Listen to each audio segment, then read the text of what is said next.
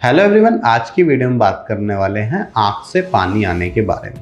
जैसे कि अगर हम बात करें 40 या 50 प्लस एज ग्रुप्स के बारे में, तो उन पेशेंट्स में देखा जाता है बहुत ज़्यादा आँख से पानी आने की प्रॉब्लम होती है।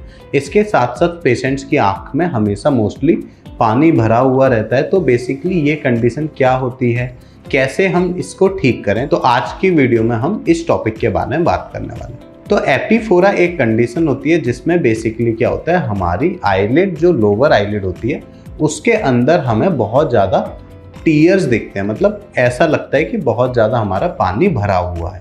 तो इसके मेन कॉजेस क्या होते हैं और कैसे हम इसको ठीक कर सकते हैं। तो एपीफोरा कंडीशन उन पेशेंट्स में ज़्यादा होती है जिनका या तो टीयर डक्ट ब्लॉक हो जाए। टीयर डक्ट एक हमारी डक्ट होती है जिसके थ्रू हमारे जो टीयर्स होते हैं वो हमारे मुंह के अंदर जाते हैं और हमारी आँख के अंदर नहीं भरते। तो अगर हमारी टीयर डक्ट में ब्लॉकेज हो जाए तो उसकी वजह से क्या होता है, हमारे टीयर्स प्रॉपर हमारी बॉडी में नहीं जा पाते और वो हमारी आँख में भरे हुए रहते हैं, जिसकी वजह से हमारी आँख में बहुत ज़्यादा आंसू आते हैं। जब भी हम आँख ब्लिंक करते हैं तो हमारी आँख के बाहर आंसू आ जाते हैं।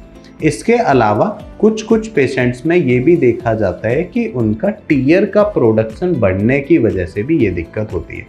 अब टीयर्स का प्रोडक्शन बेसिकली कैसे बढ़ता है, जब हमारी आँख में कोई फॉरेन बॉडी सेंसेशन हो, जैसे कि हमें अगर फील हो रहा है कि हमारी आँख में कुछ चुभ रहा है, या फिर अगर हमारी आँख में कोई एलर्जी हो जाए, या फिर हमारी आईलिड पे इन्फेक्शन हो जाए, इन सारे कॉजेस की वजह से हमारी आँख में टीयर प्रोडक्शन बढ़ जाता है।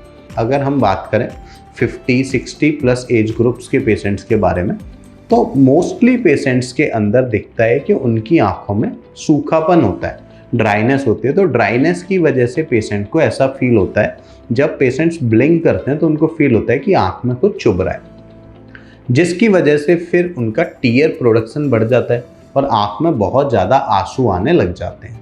कई बार एलर्जी की वजह से भी पेशेंट की आंख में बहुत ज़्यादा आंसू आते हैं। एलर्जी की वजह से क्या होता है, हमारी जो आईलिड का ऊपर वाला पार्ट होता है उनमें इन्फेक्शन हो जाता है और स्वेलिंग आ जाती है, जिसकी वजह से भी पेशेंट्स को इरिटेशन होती है, ईचिंग होती है, तो हमारा टीयर प्रोडक्शन बढ़ जाता है। और जैसा कि मैंने स्टार्टिंग में सबसे पहला बताया कि एनएलडी ब्लॉकेज की वजह से भी हमारी आंख में टीयर्स बहुत सारे रुक जाते हैं। तो अगर हम ट्रीटमेंट की बात करें तो इसका जो ट्रीटमेंट होता है वो कंडीशन को देख के होता है। अगर जैसे मान लीजिए किसी पेशेंट की आंख में एनएलडी ब्लॉकेज है, तो एनएलडी ब्लॉकेज के लिए सबसे पहले सिरिंजिंग की जाती है। सिरिंजिंग के थ्रू चेक किया जाता है कि आपकी नेज़ल जो एनएलडी है वो सच में ब्लॉक है या फिर और कोई प्रॉब्लम है। अगर उसमें ब्लॉकेज दिखती है तो उसको स्टार्टिंग में मेडिसिन देके हम ट्राई करते हैं ठीक करने का। अगर मेडिसिन से भी आराम नहीं आता तो उसमें सर्जरी की जाती है। अगर आपकी आंख में बहुत ज़्यादा सूखापन है तो हम लोग ड्राइनेस की दवाइयाँ चलाते हैं आपकी, जिससे आपकी आंख का सूखापन ठीक हो जाए। अगर आपकी आंख में कोई एलर्जी है जिसकी वजह से आपकी आंख में चुभन हो रही है तो हम लोग एलर्जी की आपकी मेडिसिन चलाते हैं। तो अगर आपकी आंख में भी ये सारी प्रॉब्लम देखने को मिल रही है तो नीचे दिए नंबर पर कॉल करके आज ही अपना फ्री कंसल्टेशन बुक करें।